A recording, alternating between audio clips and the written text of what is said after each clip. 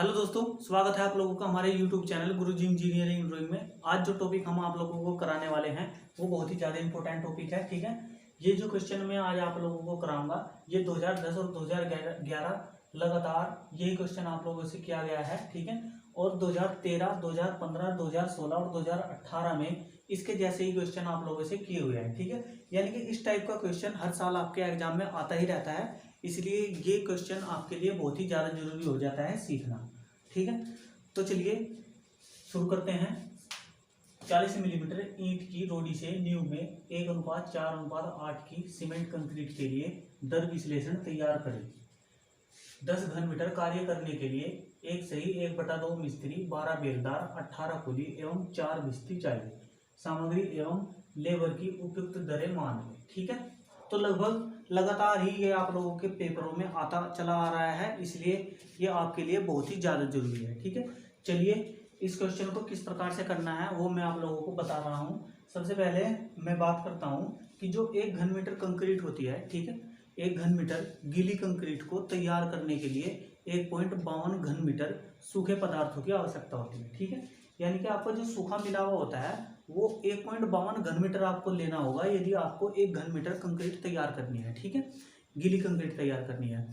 तो ये 1.52 घन मीटर अधिक क्यों लिया जाता है? वो इसलिए लिया जाता है कि जो सूखे सूखे पदार्थ जो होते हैं, यानी कि आपका जो सूखा मिला हुआ होता है उसमें रिक्त स्थानों की मात्रा ज़्यादा होती है, और जब आप उसमें पानी मिला देंगे तो जो रिक्त स्थान है उनका स्थान उनसे छोटे कण ले लेंगे। यानी कि जो आपका फाइन एग्रीगेट है और जो आपका कोर्स एग्रीगेट है, तो कोर्स एग्रीगेट के बीच के जो कण होते हैं, ठीक है, तो उनमें रिक्त स्थानों की मात्रा ज़्यादा होती है, इसलिए उन रिक्त स्थानों की जगह आपका फाइन एग्रीगेट भर जाएगा, और जो फाइन एग्रीगेट में रिक्त स्थान है उनकी जगह आपका सीमेंट भर जाएगा पानी मिलाने के तुरंत बाद। ठीक है, तो इस प्रकार से आपकी कंक्रीट का आयतन जो है वो 1.52 घन मीटर से 1 घन मीटर तक रह जाता है। ठीक है, तो चलिए यही बात यही पॉइंट हम यहाँ पर इन पदार्थों की मात्रा को निकालने के लिए यूज करेंगे। ठीक है,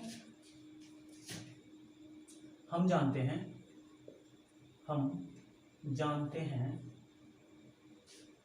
1 घन मीटर गीली कंक्रीट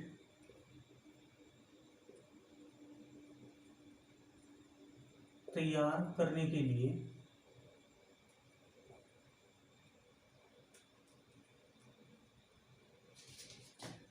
1.52 घन मीटर सूखे पदार्थों की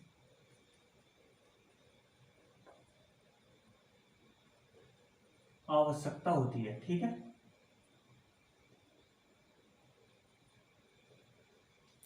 जब 1 घन मीटर गीली कंक्रीट के लिए 1.52 घन मीटर सूखे पदार्थ हमें चाहिए, तो 10 घन मीटर कंक्रीट के लिए कितने चाहिए? 1.52 गुणा 10 यानी कि 15.2 घन मीटर। ठीक है, अब हमें पता चल गया है कि जो 10 घन मीटर की गीली कंक्रीट है उसे तैयार करने के लिए 15.2 घन मीटर सूखे पदार्थों की हमें आवश्यकता होगी। अब हम ये जो हमारे सूखे पदार्थ है इनमें पदार्थों की मात्रा हम ज्ञात करेंगे। ठीक है, तो सीमेंट की मात्रा क्या होगी? Quantity of cement. ठीक है, ये जो हमारा आयतन आया है, ठीक है, 15.2, इसे हम भाग करेंगे जो हमारा रेशियो है। ठीक है, रेशियो का जो योग है 8, 4 और 1 का जो योग है वो कितना हो जाएगा? 8 और 4 12 और 1 13, तो 13 से इसे हम भाग करेंगे और गुणा हम करेंगे जो हमारा ये सीमेंट है इसका रेशियो कितना है? 1, तो 1 से इसे हम गुणा करेंगे, तो यहाँ से जो निकल कर आएगा वही घन मीटर में हमारे सीमेंट की मात्रा होगी। ठीक है, यह आ जाएगा 1.17 घन मीटर। ठीक है, तो जो सीमेंट है वो हमारा आया है घन मीटर में, लेकिन जहाँ पर भी हम सीमेंट अपना यूज करते हैं तो हमें सीमेंट जो है वो बैग में प्राप्त होता है। ठीक है, तो हमें बैग्स की संख्या निकालनी होगी, तो बैग्स की संख्या निकालने के लिए हमें पता होना चाहिए कि 1 घन मीटर में कितने बैग आते हैं। ठीक है, मैं आपको बता दूं कि 1 घन मीटर में 30 बैग सीमेंट के आ जाते हैं। ठीक है, तो 1 घन मीटर में जब 30 बैग सीमेंट के आ जाएंगे तो 1.17 घन मीटर में बैग्स की संख्या क्या हो जाएगी, नंबर्स ऑफ सीमेंट बैग, ठीक है, ये हो जाएगी 1.17 गुणा 30, 30 से हम इसे गुणा कर देंगे,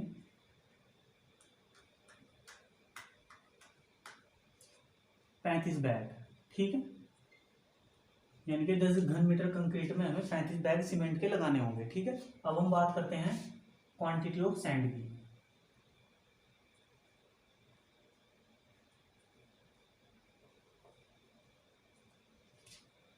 सैंड की क्वांटिटी हो जाएगी 15.2 को हम भाग करेंगे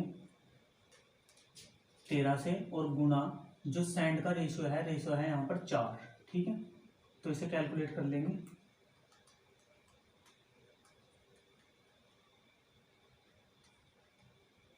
ये आ जाएगा 4.67 घन मीटर, ठीक है। अब हम क्वांटिटी ज्ञात करेंगे ब्रिक ब्लास्ट की।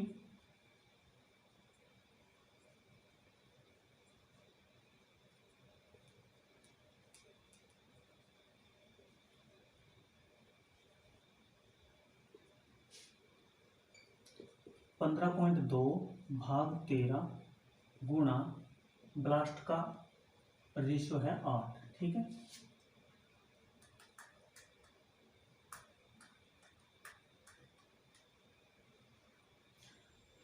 (9.35 घन मीटर, ठीक है। तो इन तीनों की मात्रा हमने ज्ञात कर लिया है, इसे मैं एक बार यहाँ नोट कर ले रहा हूँ। इस क्वेश्चन में ये टेबल अब आप लोगों को बनानी है, ठीक है। यहाँ पर आप लिखेंगे description of item,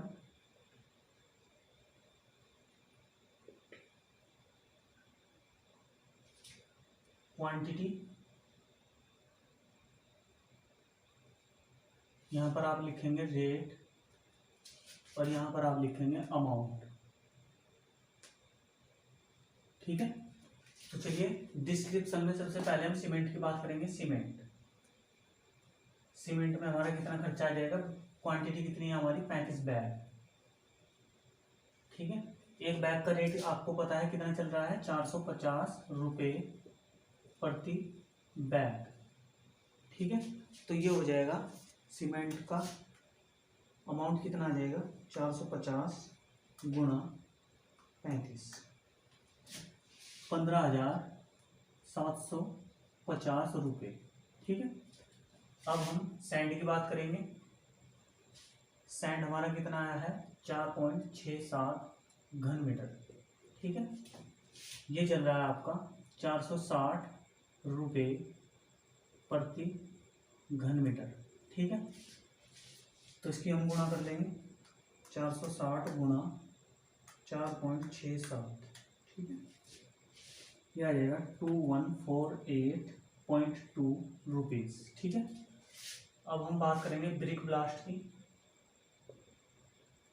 brick blast, ठीक है, इसकी क्वांटिटी कितनी आई है, 9.35 घन मीटर, ठीक है। ये चल रही है 800 रुपये प्रति घन मीटर, ठीक है। तो ये आ जाएगा 800 गुणा 9.35, 7,480 रुपये, ठीक है। ये आ गया है। अब हमारा जो मटेरियल है उसकी कॉस्ट हमारी ये टोटल आ गई है, ठीक है। सीमेंट हमारा इतना आ गया है, सैंड इतना आ गया है और जो ब्रिक ब्लास्ट है वो हमारा इतना आ गया है। अब हम जो हमारी लेबर है उसकी कॉस्ट निकालेंगे, ठीक है। लेबर, सबसे पहले हमें लेबर में चाहिए होगा जो हमारा हेड मेसन है, ठीक है, हेड मेसन, यानी कि जो मुख्य राज मिस्त्री जो होता है उसकी बात हम कर रहे हैं। उसकी क्वांटिटी में हमें आवश्यकता होगी 1/23, ठीक है। हाँ, इसे हम हाफ क्यों लेंगे, आप ये सोच रहे होंगे कि एक जो मिस्त्री है उसे हम आधा किस प्रकार से ले सकते हैं, बहुत से बच्चे ऐसा सोचते हैं, ठीक है। तो मैं आप लोगों को कहना चाहूँगा कि जो ये नंबर है, ठीक है, ये जो संख्या है उसकी, ये उसकी मजदूरी पर डिपेंड करती है कि उसकी मजदूरी हम कितनी दे रहे हैं, ठीक है। और उसकी मजदूरी डिपेंड करती है उसके वर्क पर, ठीक है, कि उसका कार्य कितना है। जितना उसका कार्य होगा उसे मजदूरी उतनी ही मिलेगी। अब आप देख रहे हैं कि जो हमारा ये न्यू में कंक्रीट कार्य है, इसमें सबसे ज़्यादा ज़रूरत किसकी है? सबसे ज़्यादा ज़रूरत है हमें बेलदारों की, यानी कि जो मिस्त्री के साथ में जो मजदूर रहते हैं उनकी ज़्यादा इसमें हमें ज़रूरत है। ठीक है, क्यों? क्योंकि वो क्या करेंगे, क्योंकि वो जो है कंक्रीट को मिक्स करेंगे, मिक्सिंग का कार्य उन्हीं का होगा। ठीक है, और जो भिस्ती है उसका कंक्रीट की तराई करने का कार्य उसी का होगा। और जो बेलदार है यानी कि जो सहायता करते हैं राजमिस्त्रियों की, ठीक है, उनका कार्य सबसे इसमें ज़्यादा है। ठीक है, तो इसलिए जो हमारा राजमिस्त्री रह जाता है, ठीक है, जो मुख्य राज रह जाता है और जो हमारा राजमिस्त्री होता है, ठीक है, उनका कार्य बहुत ही कम होता है। बहुत ही कम कैसे? जब कंक्रीट डल जाएगी, ठीक है, न्यू में जब कंक्रीट डल जाएगी तो मिस्त्रियों का काम केवल ये रहेगा कि वो उस पर ऊपर फ्लोटिंग कर ले और उसका थोड़ा कंपैक्शन अच्छी तरह से करवा सके। ठीक है, इतना कार्य रह जाता है। ठीक है, तो इसलिए मजदूरी के हिसाब से यहाँ पर इनका नंबर्स लिया जाता है। तो हेड मेसन हम 1/2 मान लेंगे। अब हम बात करेंगे मेसन की। ठीक है, मेसन वे होते हैं जो कम अनुभव वाले मिस्त्री होते हैं। ठीक है, हेड मेसन ही इन्हें लेकर आता है। इनकी संख्या है हमारी 1 से ही 1/2 यानी कि 3/2। ठीक है, और जो अभी इनकी मजदूरी की बात कर लेते हैं हम। हेड मेसन की मजदूरी जो अभी चल रही है वो है 700 रुपये प्रतिदिन, और जो मेसन है उसकी मजदूरी अभी चल रही है 500 रुपये प्रतिदिन। ठीक है, अब हम बात करेंगे बेलदार की।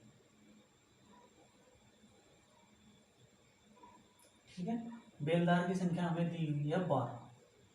ठीक है, बेलदार वो होता है जो हमारा ये मिस्त्री जो होता है इसके पास में जो ईंटें देने का जो कार्य करता है, मसाला पकड़ाने का जो कार्य करता है, वो बेलदार होता है। ठीक है, तो इनकी संख्या हमारी 12 है और इसकी जो दिहाड़ी है वो है 400 रुपये प्रतिदिन। ठीक है, अब हम बात करेंगे कुली की।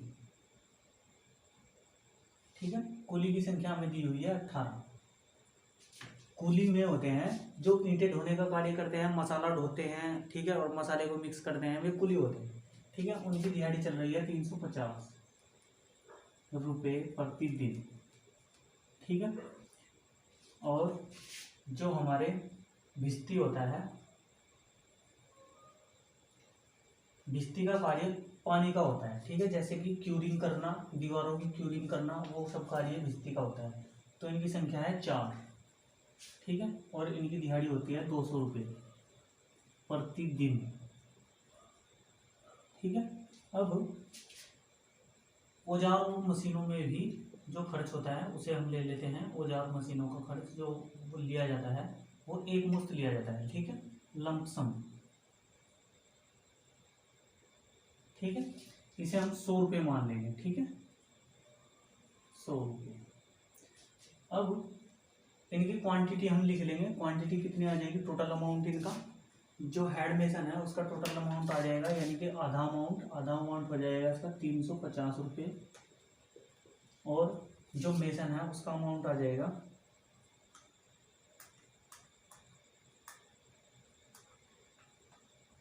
750 रुपये, और बेलदार पर खर्चा आ जाएगा 400 गुना 12 यानी कि 4800,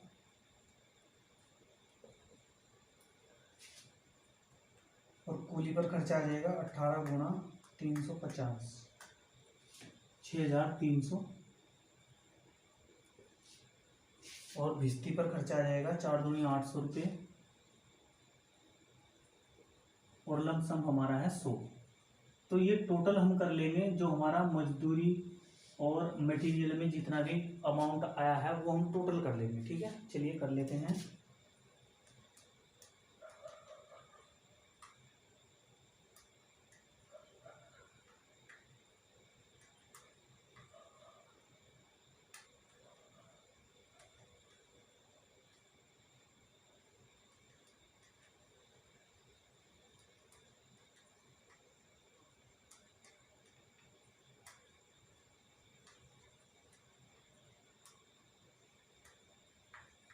ये आ जाएगा 38,478.2 रुपये।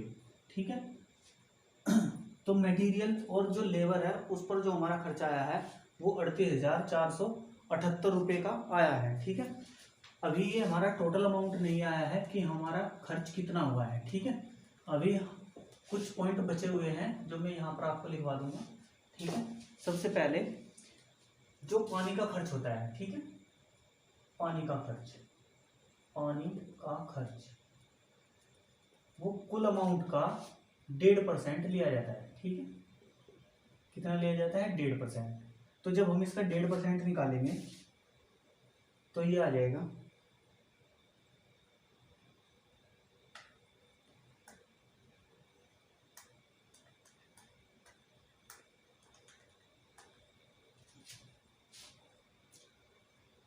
577 रुपये। ठीक है, तो 577 रुपये हमारा पानी का खर्चा आ जाएगा। और जो ठेकेदार होता है उसे भी हमें 10% देना पड़ता है। ठीक है, ठेकेदार का खर्च 10%।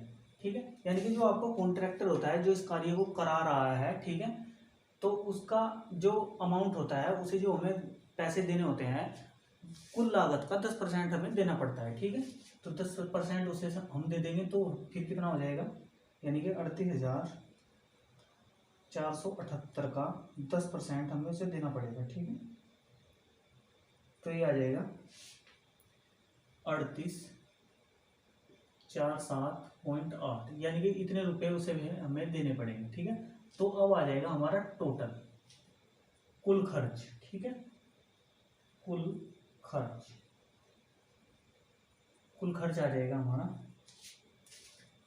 38,407.2 प्लस 577 प्लस 3847.8, ये आ जाएगा 42,903 रुपये। ठीक है, तो जो हमारा 10 घन मीटर कार्य होगा, ठीक है, 1:4:8 की सीमेंट कंक्रीट का, ठीक है, उसमें 42,903 रुपये लग जाएंगे। ठीक है, अब जो चल रहा है उस रेट के हिसाब से। ठीक है, तो इस प्रकार का क्वेश्चन आपके एग्जाम में आता है। इस प्रकार का क्वेश्चन आप बिल्कुल भी छोड़कर मत आइएगा, ये बहुत ही इंपॉर्टेंट क्वेश्चन था, इसलिए मैंने आप लोगों को करा दिया है। तो बच्चों, आप लोगों को हमारा आज का वीडियो कैसा लगा? यदि आपको हमारा वीडियो पसंद आया हो तो इसे ज़्यादा से ज़्यादा शेयर कीजिए और हमारे चैनल को सब्सक्राइब करना बिल्कुल भी ना भूलिएगा। चलिए मिलते हैं अगले लेक्चर में, तब तक के लिए थैंक्स फॉर वॉचिंग।